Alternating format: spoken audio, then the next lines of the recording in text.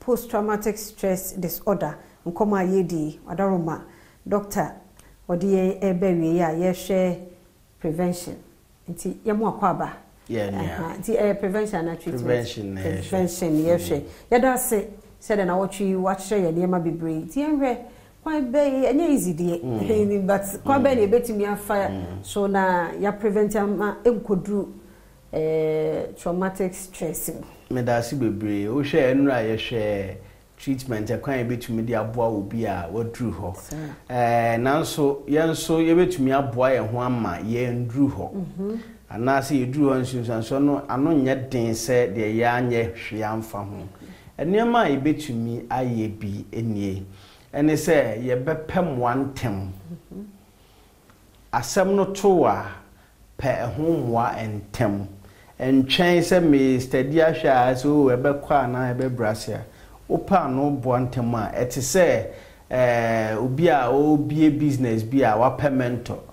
ebi a by the time a obi fofra wa mentor no no so beye ne de na agina nanso chances are that the obenya mentor no obetimi avoid the mistakes be bra man de agina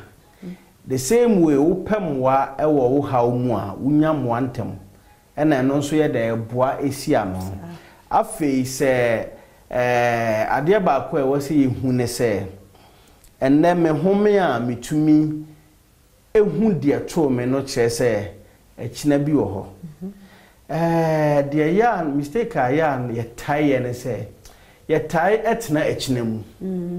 we live in tomorrow more than we live in the present abribia se e bomodin live in the present a boyen because o dwene ekina de na be me a ye ni so control ye ni ekina so control the same way ye ni enra so control e ba na ba enti bibia ato in fact say ma ye nyina kwanya say ye nsan en live abrabo fofra ke be pepa nyama bebre wom nanso sa kwanya no eni ho etwamu no na etwamu enti se boa ye ho pene ema de etwamu ekwa ho ya ono ebe brase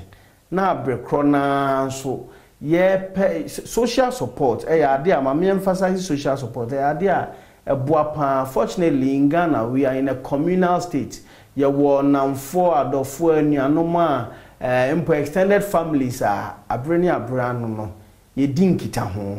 nanso westernization ti ni nyina pepanka krankakra ya ade a se yebeja e phone ato ne ya fasa values ya na ewa eno so ya ade eboa because de wuntumi nya no obi betumi aya ama de wu famu na echewo so no obi betumi akankransha asem ba akubi eno na ode bekuta saa ebeboa wo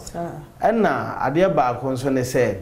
de emanko enkope professional help stigma ye dwen se enkofo beka se mental health o psychologist o psychiatrist o aden wa adwen ya adwuma ya kanu basantie ma yesuro se ebeko nanso seeking help is not a sign of weakness. It's actually a sign of strength. Enti wa uhia mo apemwa na afi wa onso tietie toto boba park so say wo de wo mpemwa ni bi obi pa na wo katia no Mr. Seeking help once again is not a sign of weakness, rather it is a sign of strength. Say papa Dr. Edwin Adom clinical psychologist na wotwi mumpo oboye na post traumatic stress disorder odi afani nemu number ni ti ya no afre no na de akire wadu enhefie mane nku kono ho eno ho adesua eno wosuo bekiro na waboa na wotwi yemfansi ha ni utemedas why so ojan kama na chi kama one Enoch na same so hwe sound no mame dache hinen so producer director ai medas jena nyame hira obapa so edit maye